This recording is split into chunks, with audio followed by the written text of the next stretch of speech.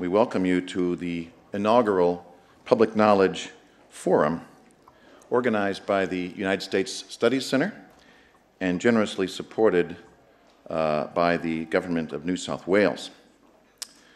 My name is Gill. I'm the CEO of the United States Studies Center at the University of Sydney, and it's a great pleasure to be supporting this and bringing it to fruition. The U.S. Studies Center is dedicated to improving awareness and understanding of the United States, both here in Australia as well as beyond, into Asia and even back into the United States, where we have the ambition to be the best center for the study of the United States outside of the United States. And one way that we are able to do that, in addition to the teaching which we provide at the University of Sydney, the visiting fellowships we provide to scholars from around the world to come and work with us at Sydney, we put on events such as these to give profile and platform to Americans and to Australians who are looking for interesting answers and solutions to common challenges. It's a way not only of strengthening the bilateral relationship between Australia and the United States, expanding those already deep and interesting networks, but it's also a way of meeting our mandate, of helping understand American points of view, American perceptions, and working together with those colleagues to address common challenges. So I welcome you here today for this inaugural event. We're looking forward to this being a launch pad to continue looking at these issues in the years ahead. And we very much welcome your participation here at the ground floor, because going forward, we'll be turning to you again and again to be involved, to help us strengthen this enterprise and to continue looking at these issues for the years ahead. Now this morning, it is my great pleasure to make an introduction to Marie Ficarra. Marie Ficarra is the New South Wales Premier O'Farrell's representative as Parliamentary Secretary to give a formal welcome. Thank you once again, everyone, for joining us. Looking forward to a great day.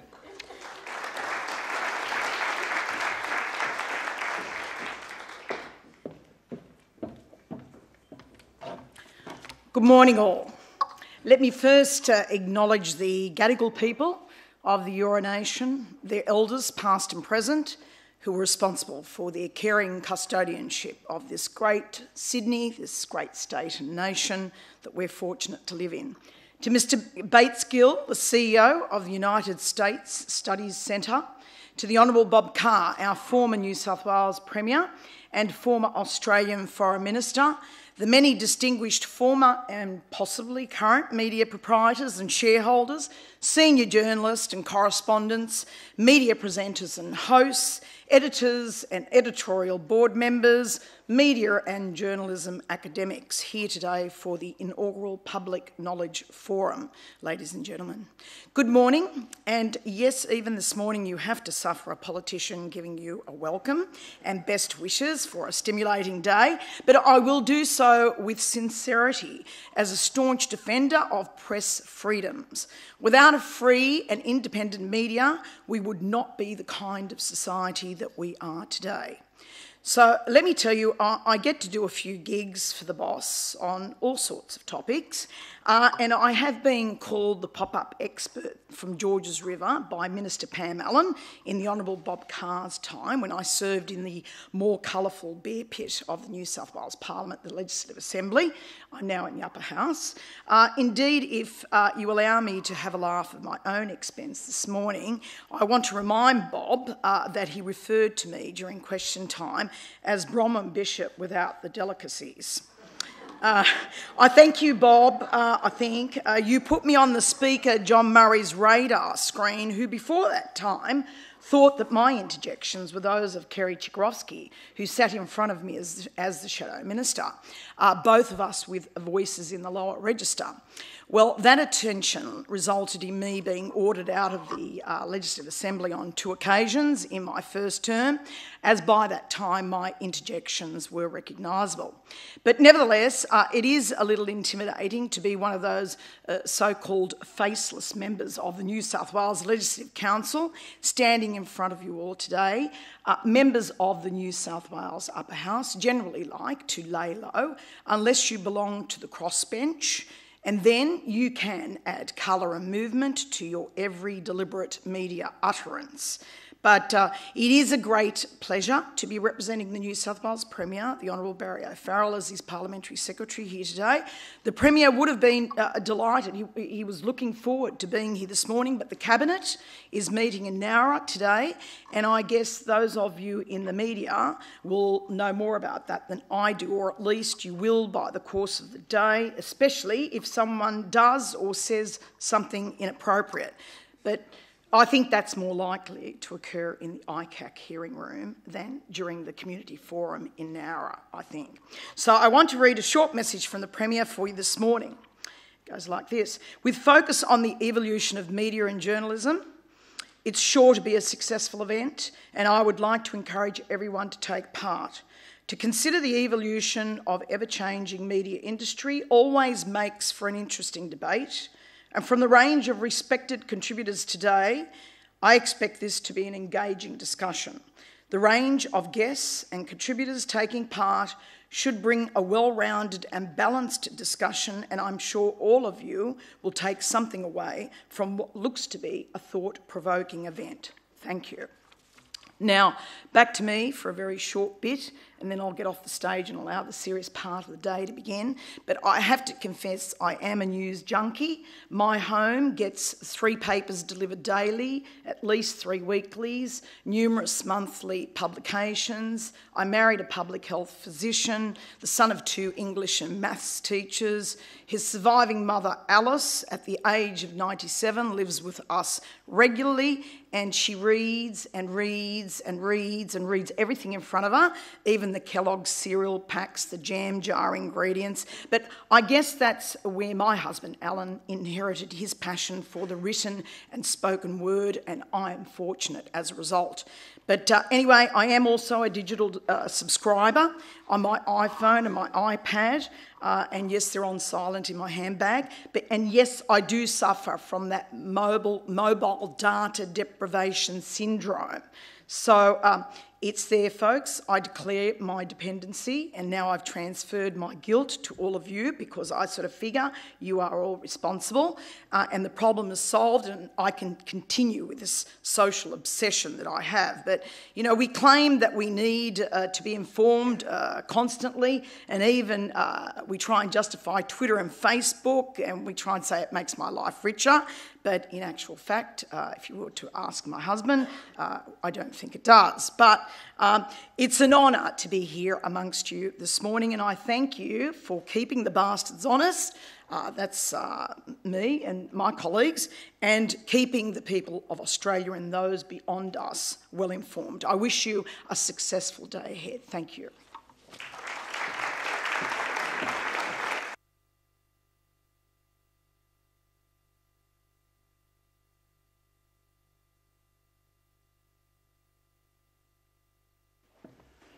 Greetings. My name is James Fallows, and I'm here with one more bit of intro before we get to our first panel. And I'm here to present both a word of welcome and a word of thanks.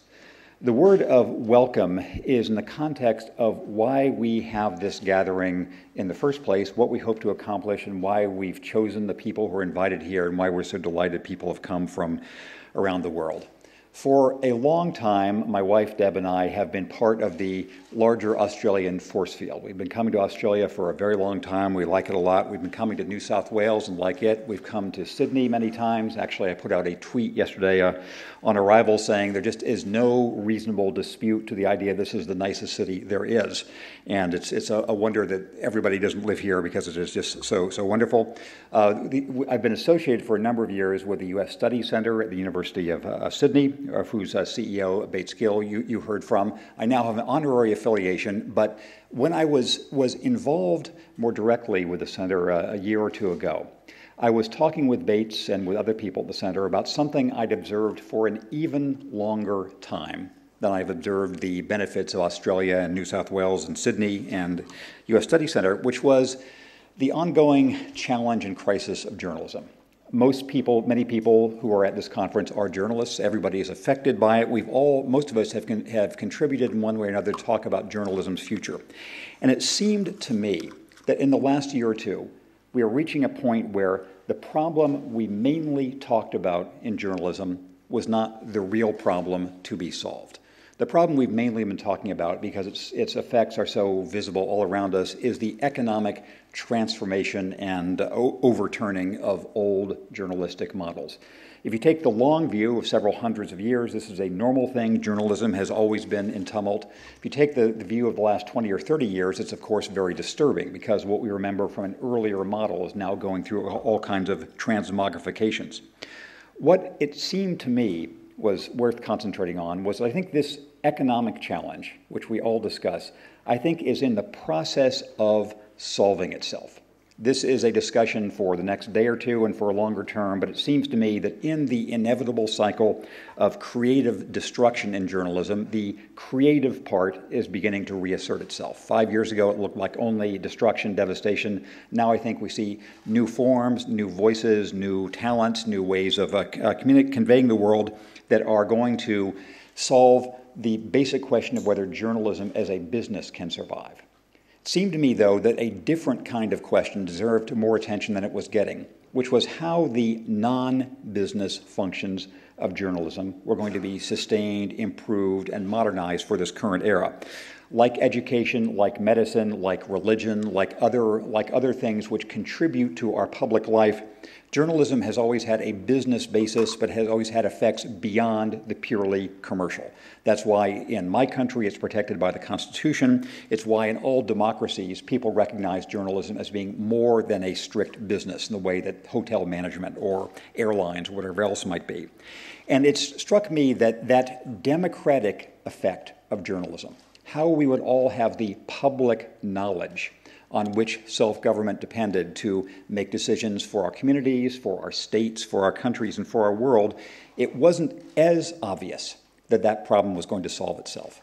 And I thought there was a tremendous opportunity for Australia, New South Wales, Sydney, the U.S. Study Center to be a long-term convening agent, to bring together over a course of years people who had a stake both in solving this problem, recognizing it, solving it, and bringing together the tools that might lead us to a different sort of equilibrium. People from old media, like people like me from my magazine, people from new media, from the websites, people in government of our various countries, people in academics and NGOs, crucially people in the technology companies that have been doing so much to transform the way we know about each other and share our information. And so that was an idle observation I had a while ago. Since then, in a phenomenal way, the team at the U.S. Study Center has pulled together all of you and other people you're aware of with the idea that this will be an ongoing network and commitment of people finding ways to share things that have worked, that haven't worked, ways that technology tools can improve our journalism, practices we've learned in the UK or the US or Australia that will inform people other places. And so I think this is, I am tremendously heartened, humbled, and impressed by what the team here has done. All of you taking the time to come here, the support of the Study Center, the New South Wales government, and all the rest.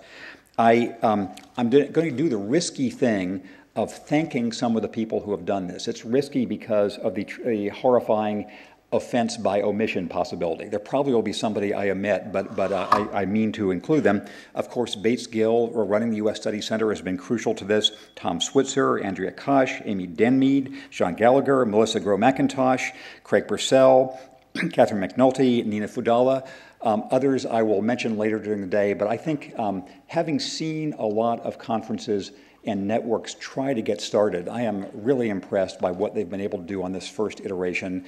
I look forward to learning a lot over the next day and a half. I look forward even more to keeping in touch with all of you and our own colleagues and networks in the months and years ahead as we try to make this an ongoing project. So with that word of first welcome and then thanks, I'd like to turn the panel over now to Lee Sales, who you all know as the anchor of ABC 7:30 program and one of the most respected and visible news figures in Australia, who is going to introduce our first panel. Thank you for coming.